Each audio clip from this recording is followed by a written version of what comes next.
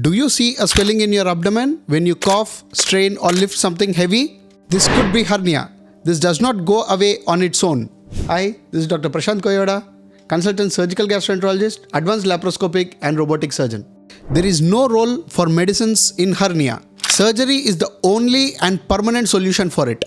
Worried about surgeries? It is done by a simple laparoscopic surgery with minimal cuts, where there will be less pain and faster recovery and discharge from the hospital in 1 to 2 days.